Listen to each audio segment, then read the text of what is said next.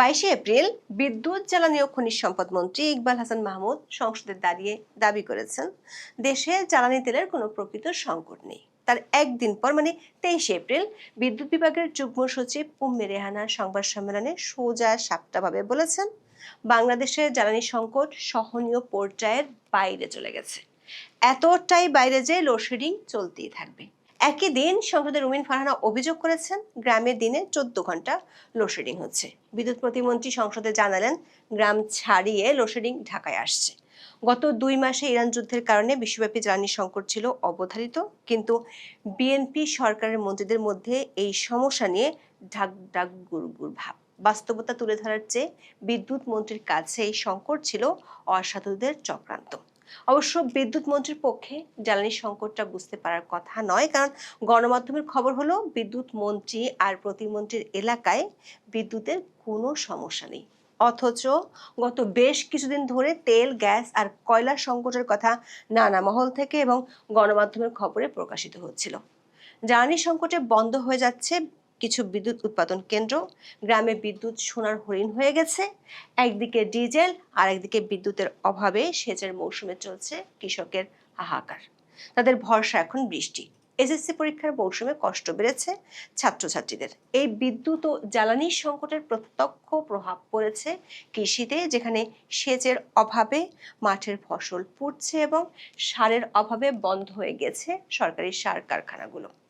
জ্বালানি সংকটে উৎপাদন কমেছে পোশাক খাতে, বাজার হারানোর শঙ্কা দেখা দিয়েছে। সরকার সব ধরনের তেলের দাম বাড়িয়েছে, বেড়েছে পরিবহন ভাড়া, এলপিজির দাম বাড়াতে বাড়াতে আকাশ ছোঁয়া হয়ে গেছে। সাধারণ মানুষের ক্রয় ক্ষমতা এখন তলানিতে। জ্বালানি সংকট নিয়ে দাবির পরও বিদ্যুৎ প্রতিমন্ত্রী সংসদে বললেন, গ্রামে শুধু নয়, এবার ঢাকায়ও চলবে লোডশেডিং।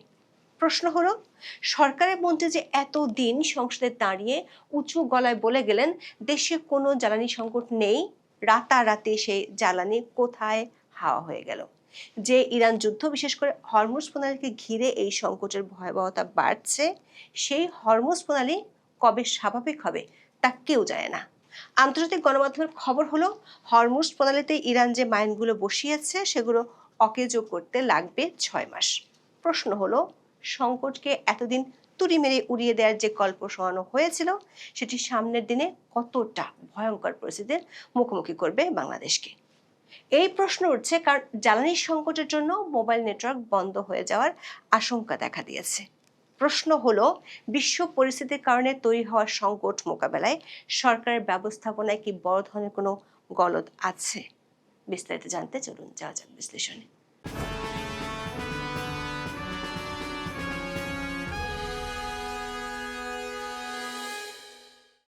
সরকারের পক্ষ থেকে বারবার আশ্বস্ত করা হয়েছে, বাংলাদেশে তেলের কোনো ঘাটতি নেই এবং মজুদ পর্যাপ্ত রয়েছে। বাংলাদেশ পেট্রোলিয়াম কর্পোরেশনের তথ্য অনুযায়ী ফেব্রুয়ারি থেকে এপ্রিলের মাঝামাঝি পর্যন্ত প্রায় 8.23 লাখ টন জ্বালানি তেল চট্টগ্রাম বন্দরে এসেছে। সরকারি দাবি অনুযায়ী ডিজেলে অন্তত 50 দিনের এবং অকটেনে প্রায় 93 দিনের চাহিদা মেটানোর মতো সরবরাহ থাকার কথা। সরকারের এমন দাবির পর প্রশ্ন উঠছে, যদি মজুদ ঠিকই থাকে তবে পাম্পগুলোতে কেন তেল পাওয়া যাচ্ছে না? কেন মানুষকে তেলের জন্য 10 থেকে 12 ঘন্টা লাইনে দাঁড়িয়ে থাকতে হচ্ছে? বিশেষ করে গ্রামে যেখানে যানবাহন কম, সেখানে কেন কৃষকদেরকে মাথায় সেচ যন্ত্র বহন করে পাম্পে পাম্পে ঘুরতে হচ্ছে? এর মধ্যে সরকার সব ধরনের তেলের দাম লিটারে 15 থেকে 20 টাকা বাড়িয়েছে।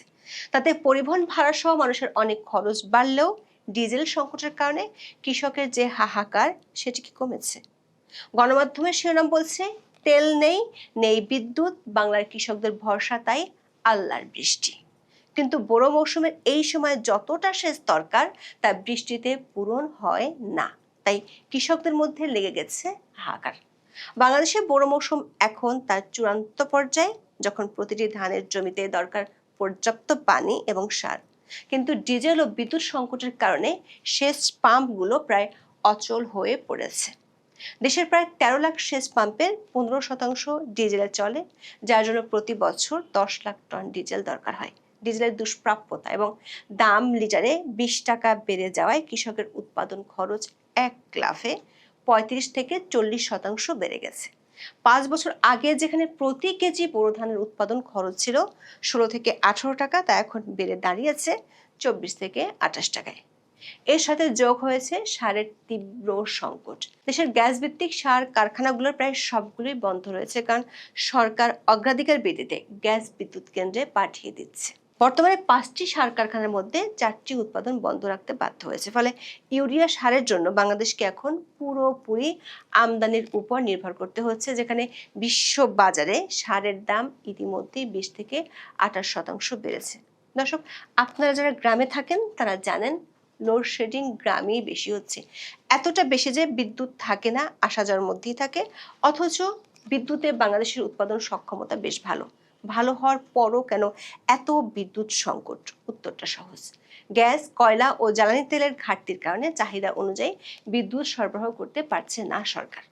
বাংলাদেশের গণমাধ্যমগুলোর খবর হলো, জ্বালানির অভাবে চাহিদা মতো উৎপাদন করতে না পারায় বাড়ছে বিদ্যুতের ঘাটতি, বাড়ছে লোডশেডিংও। তবে টাইমস অফ বাংলাদেশের খবরে বলা হয়েছে, সারা দেশে প্রচণ্ড গরমের মধ্যে লোডশেডিংয়ে যখন জনজীবন বিপর্যস্ত, তখন বিদ্যুৎ মন্ত্রী ইকবাল হাসান মাহমুদ টুকুর নির্বাচনী এলাকা সিরাজগঞ্জ শহরের বিদ্যুৎ পরিস্থিতি সম্পূর্ণ ভিন্ন। দেশের অধিকাংশ মানুষ যখন বিদ্যুৎ সংকটে ভুগছেন, তখন এই শহরে মানুষ নিরবিচ্ছিন্নভাবে বিদ্যুৎ সেবা পাচ্ছে। তবে শহরের বাইরে, মানে বিদ্যুৎ মন্ত্রীর এলাকার বাইরে জেলার গ্রামীণ জনপদের চিত্রটি একেবারেই উল্টো। সেখানে ঘন ঘন লোডশেডিংয়ে সাধারণ মানুষের নাভিশ্বাস উঠেছে। একই চিত্র বিদ্যুৎ প্রতিমন্ত্রীর এলাকা যশোর সদরও। বিদ্যুৎ সংকট নিয়ে এতদিন সরকার পক্ষ থেকে কিছু বলা না হলেও শেষ পর্যন্ত 23 এপ্রিল সরকার মুখ খুলতে বাধ্য হয়েছে, স্বীকার করেছে সংকটের কথা। বিদ্যুৎ বিভাগের যুগ্ম সচিব উম্মে রেহানা সচিবালয়ের সংবাদ সম্মেলনে জানান, 23 এপ্রিল বুধবার সারা দেশে বিদ্যুতের চাহিদা ছিল 15,767 মেগাওয়াট। সরবরাহ হয়েছে প্রায় 13,000 মেগাওয়াট। এতে প্রায় 2,000 মেগাওয়াট ঘাটতি ছিল। এর মধ্যে গত মঙ্গলবার রাত 12টার পর ভারতীয় কোম্পানি আদানির বিদ্যুৎ কেন্দ্রের একটি ইউনিট কারিগরি ত্রুটির কারণে বন্ধ হয়ে গেছে। এতে লোডশেডিং আরও বেড়েছে। তীব্র গরমের মধ্যে এই দীর্ঘ সময়ের লোডশেডিং জনজীবনে অসহনীয় দুর্ভোগ সৃষ্টি করেছে। এই আদানি বিদ্যুৎ কেন্দ্র নিয়ে বিএনপি সহ অনেক রাজনৈতিক দলের বিরোধিতা ছিল, কিন্তু আকালের এই যুগে আদানি বিদ্যুৎ কেন্দ্রগুলো বড় ভরসা হয়ে আছে। কয়লার অভাবে পটুয়াখালীর 1,320 মেগাওয়াট সম্পন্ন বিদ্যুৎ কেন্দ্র বন্ধ হয়ে গেছে। চট্টগ্রামের বাঁশখালী বিদ্যুৎ কেন্দ্র অর্ধেক উৎপাদন করছে। 22 এপ্রিল গণমাধ্যমের খবর ছিল, গ্যাস সহ জ্বালানি সংকটে ছোট বড় 63টি বিদ্যুৎ কেন্দ্র বন্ধ হয়ে গেছে। যুগ্ম সচিব উম্মে রেহানা বলেছেন, দেশে বিদ্যুৎ উৎপাদনের অন্যতম প্রধান উৎস প্রাকৃতিক গ্যাসের তীব্র সংকটের কারণে পরিস্থিতি চরম চাপে রয়েছে। মোট বিদ্যুৎ উৎপাদনের প্রায় 43% আসে প্রাকৃতিক গ্যাস থেকে এবং এই খাতের মোট উৎপাদন সক্ষমতা 12,154 মেগাওয়াটের বেশি। তবে গ্যাসের অভাবে বর্তমানে এর অর্ধেকের মতো বিদ্যুৎ উৎপাদন হচ্ছে। দেশের সব গ্যাস ভিত্তিক বিদ্যুৎ কেন্দ্র পূর্ণ সক্ষমতায় চালাতে দৈনিক দরকার 2,000 মিলিয়ন ঘনফুট গ্যাস। সেখানে সরবরাহ করা হচ্ছে মাত্র 850 থেকে 900 মিলিয়ন ঘনফুট। দর্শক, একদিন আগেও সরকারের মন্ত্রী দাবি করেছিলেন দেশে কোনো জ্বালানি সংকট নেই, কিন্তু যুগ্ম সচিব উম্মে রেহানা সংবাদ সম্মেলনে বললেন, জ্বালানি সংকট অসহনীয় পর্যায়ে পৌঁছেছে। ফার্নেস অয়েল ও ডিজেল ভিত্তিক বিদ্যুৎ উৎপাদন ব্যয়বহুল হওয়ায় সরকার সাশ্রয়ের নীতি নিয়েছে। এই অবস্থায় দেশের 8টি কয়লা ভিত্তিক বিদ্যুৎ কেন্দ্রকে পূর্ণ সক্ষমতায় চালানোর উপর জোর দেওয়া হচ্ছে। অথচ বিগত আওয়ামী লীগ সরকারের আমলে এই কয়লা ভিত্তিক বিদ্যুৎ কেন্দ্রের জন্য কতই না গালমন্দ করা হয়েছিল। বাংলাদেশের গণমাধ্যমগুলোর খবরে বলা হচ্ছে, গ্রাম অঞ্চলে বিদ্যুৎ থাকছে না দীর্ঘ সময় ধরে। রুমিন ফারহানা জাতীয় সংসদে দাঁড়িয়ে বলেছেন, কোনো কোনো স্থানে লোডশেডিং হচ্ছে 8 থেকে 10 ঘন্টা পর্যন্ত। এই পরিস্থিতিতে কৃষকরা চোখে অন্ধকার দেখছেন, মাথায় হাত পড়েছে শিল্পোদ্যোক্তা ব্যবসায়ীদের। বিশেষ করে চলমান এসএসসি পরীক্ষার্থীরা পড়েছে সবচেয়ে বেশি বিপদে। মাত্রা ছাড়া গরমের মধ্যে সর্বোচ্চ 8 থেকে 12 ঘন্টা পর্যন্ত লোডশেডিংয়ে শিক্ষার্থীদের পড়াশোনা লাটে উঠেছে। এই পরিস্থিতিতে সুষ্ঠুভাবে পরীক্ষার আয়োজন করা নিয়ে চিন্তায় আছেন অভিভাবকেরা। ঘাটতি মেটাতে এতদিন নিয়মিত লোডশেডিং করত সরকার, যার প্রায় পুরোটাই চাপিয়ে দিত গ্রামের মানুষের উপর। জাতীয় সংসদে রুমিন ফারহানা বলেছেন, লোডশেডিং ঢাকায় হয় 1 থেকে 2 ঘন্টা, কিন্তু গ্রামে হয় 14 ঘন্টা। এবার ঘাটতি এতটা বেড়েছে তাতে আর শুধু গ্রাম দিয়ে হবে না। সংসদে দাঁড়িয়ে বিদ্যুৎ প্রতিমন্ত্রী জানালেন, ঢাকায় প্রাথমিকভাবে পরীক্ষামূলকভাবে 110 মেগাওয়াট লোডশেডিং করার সিদ্ধান্ত নিয়েছে সরকার। যদিও সরকারের দাবি এটি পরীক্ষামূলকভাবে, কিন্তু বাস্তবতা হলো এটি সংকটের ভয়াবহতার শুরু, যার শেষ কোথায় কেউ জানে না।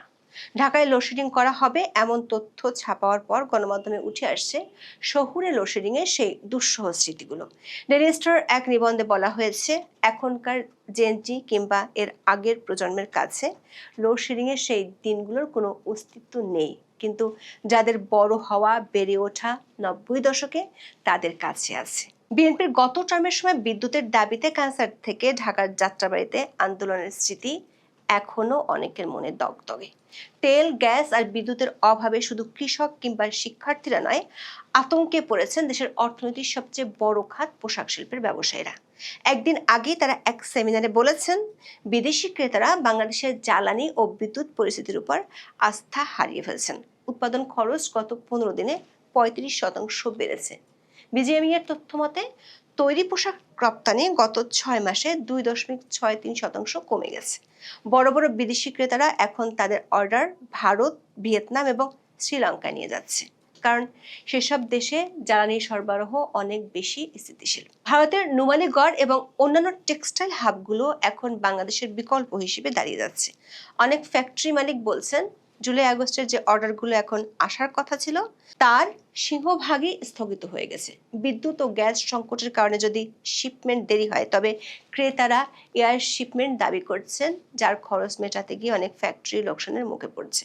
দেশের ফ্যাক্টরিগুলোতে যখন গ্যাসের চাপ 0 থেকে 2 PSI এ নেমে এসেছে, যেখানে নিরবিচ্ছিন্ন উৎপাদনের জন্য দরকার অন্তত 10 থেকে 15 PSI, তখন এলপিজি গ্যাসের অভাবে আপনার হেসেলও চাপ বাড়ছে।